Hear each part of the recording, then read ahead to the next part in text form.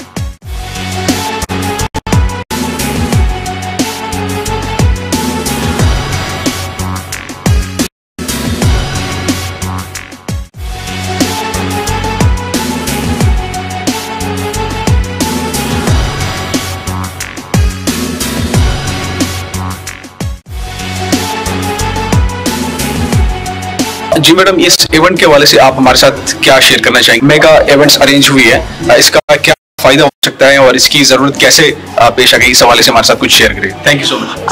अस्सलाम वालेकुम, मेरा नाम ज़रीन गुल है और मुझे इनवाइट किया गया है एज अ जज। इसमें ये है कि जो वुमेन से रिलेटेड चीज़ें हैं वो अक्सर इग्नोर करते हैं। मतलब हमारे कल्चर में थोड़ा ये है कि वुमेन की पार्टिसिपेशन इतनी नज़र नहीं आती, इट्स नॉट विजिबल। और अगर इस तरह के जब इवेंट्स कराए जाते हैं तो विजिबिलिटी बढ़ती है ख़वातीन की, जो कि अक्सर इग्नोर की जाती है। और आर्ट और कल्चर को जो है वो एक सॉफ्ट इमेज भी देता है पाकिस्तान का। अगर और इस टाइम पे जब दुनिया में टेररिज्म इतना है और पाकिस्तान के बारे में बहुत अजीब खबरें आप सुनते हैं, तो आप पॉलिटिकली इकनॉमिकली भी सुनते हैं, लेकिन इसमें एक हेल्दी एक्टिविटी है लड़कियों के लिए भी, और उनकी पार्टिसिपेशन आर्ट एंड कल्चर में बहुत ज़रूरी है, ताकि आप जो है फुल पार्टिसिपेशन होगी तो फिर जाहिर है कि पूरी जनरेशन के ऊपर असर पड़ता है। वुमेन हेल्दी माइंड की होगी तो पूरी जनरेशन हेल्दी माइंड की होगी। और मेरे ख्याल में एक बहुत अच्छी स्टेप है कि आर्ट एंड कल्चर से रिलेटेड आप जो है पेंटिंग्स और इस तरह की चीज़ करवा रहे हैं और फिर लड़कियों को इंस्पायर कर रहे हैं कि वुमेन एम्पावर होंगी तो पाकिस्तान एम्पावर्ड होगा, अदरवाइज वुमेन के बगैर एम्पावर्ड फुली नहीं हो सकता। मैडम, ये मोर देन 50% पॉपुलेशन है पाकिस्तान में वुमेन की, तो डू यू थिंक के बगैर उनकी पार्टिसिपेशन एंड डिफरेंट डेवलपमेंटल्स वो हो गया, इसी तरह की किसी भी पॉलिटिकल पार्टिसिपेशन, तो आप समझती है कि इसके बगैर हम एक तरक्की याफ्ता मुल्क बन सकते हैं? बिल्कुल नहीं बन सकते। जो ग्लोबल जेंडर गैप से रिलेटेड भी रिपोर्ट्स आती हैं उसमें पता चलता है कि पॉलिटिकली आप कुछ थोड़े से लोग अवेयर होना शुरू हो गए हैं, एजुकेशन भी हो गई है, बाकी है, लेकिन जितनी भी और एक्टिविटीज़ हैं, इकोनॉमिक एक्टिविटीज़ हैं, जिसमें हम कई सेक्टर्स को भी जो है ना इग्नोर करते हैं, जैसे आर्ट एंड कल्चर से रिलेटेड सेक्टर्स इग्नोर करते हैं, सिर्फ साइंस को जोर देते हैं।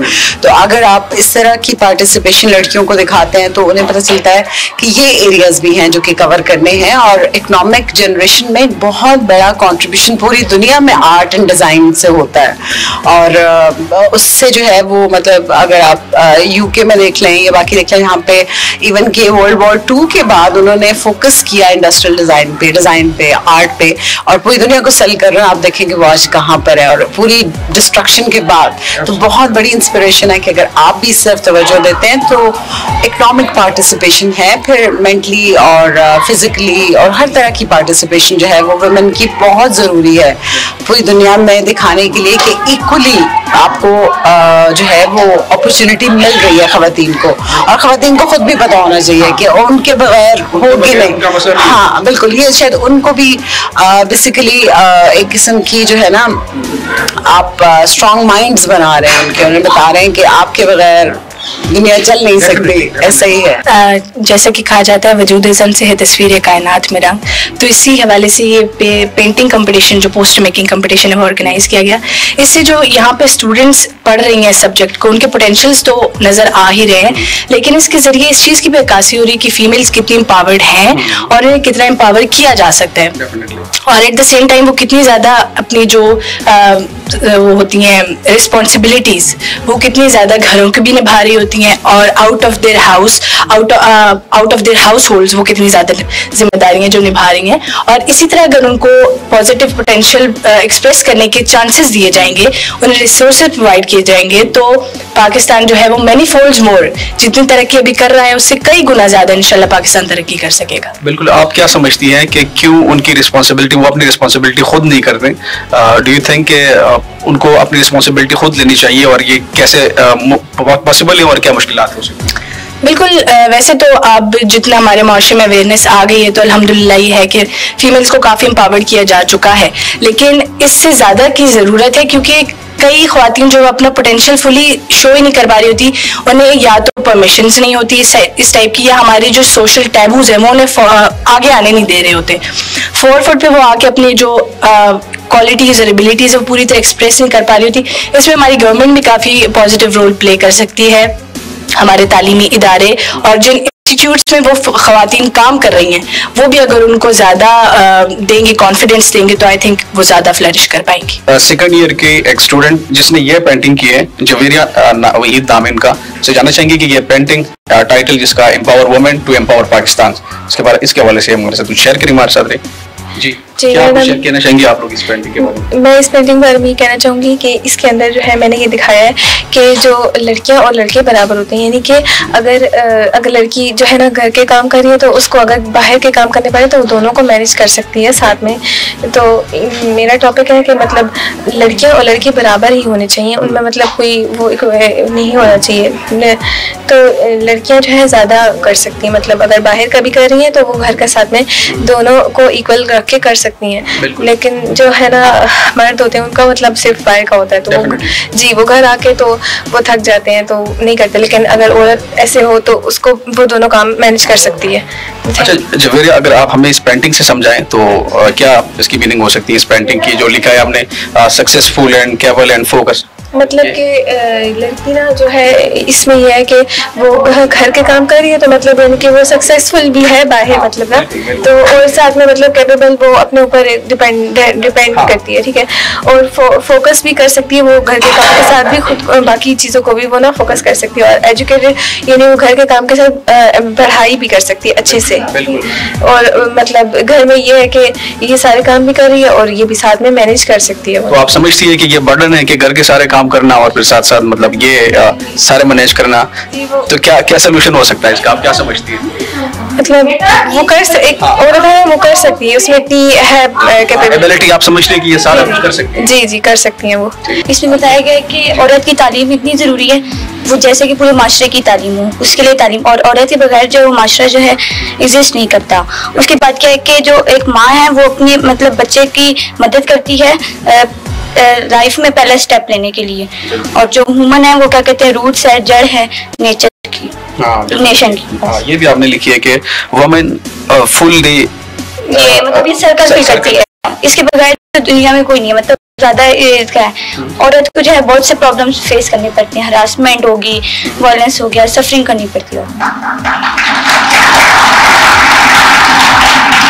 जेंडर इक्वालिटी में मैडम बता चुकी हैं आपको कि डिस्क्रिमिनेशन खत्म करना, वायलेंस अगेंस्ट वुमेन को खत्म करना, हार्मफुल प्रैक्टिसेस जैसे चाइल्ड मैरिजेस को खत्म करना है, इसके अंदर लीडरशिप पोजीशंस के लिए पार्टिसिपेट करना, पॉलिटिक्स के अंदर पार्टिसिपेट करना, access to justice, access to health, ये तमाम चीज़ें इसके अंदर आती हैं। जेंडर स्टडीज जो पुलिस के अंदर हमने की थी, मैं थोड़ा सा बस 5 पॉइंट्स है उसके बाद जल्दी से बताता हूँ। हमारा ये मकसद ये था कि पुलिस के अंदर ज़्यादा से ज़्यादा खवातीन आए, उनकी परसेंटेज खवातीन के बड़े, तो increase the female representation in police, number 1। Number 2 इसका था कि उसकी विजिबिलिटी थ्रू रोल पोजीशनिंग, यानी कि उनको इंपॉर्टेंट पोजीशंस दें, खाली ये नहीं कि दफ्तर में बैठे रहे, उनको इंपॉर्टेंट पोजीशन, एसएचओ बने, एसपी बने, एएसपी बने, वो इंपॉर्टेंट पोजीशंस के ऊपर आए।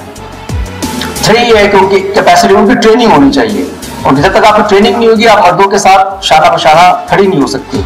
तो उनकी कैपेसिटी बिल्डिंग, उनकी ट्रेनिंग, इसी तरह कंड्यूसिव लिविंग, उनके एनवायरनमेंट अच्छी होनी चाहिए। आपको पता है हमारे पुलिस स्टेशन में वॉशरूम्स नहीं थे, खवातीन के, लेडीज के लिए वॉशरूम नहीं थे, हमारे police officers, lady police officers के लिए वॉशरूम नहीं थे, हमने फिर उनके लिए अलग वॉशरूम्स उनके लिए बनाए, उनके लिए, उनके बच्चों के रखने के लिए हमने डे केयर सेंटर्स बनवाए, ताकि हमारी लेडीज जो हैं ये कहलाती है कि उनकी अच्छी एनवायरनमेंट, लिविंग एनवायरनमेंट और वर्किंग एनवायरनमेंट उनको अच्छी दी जाए।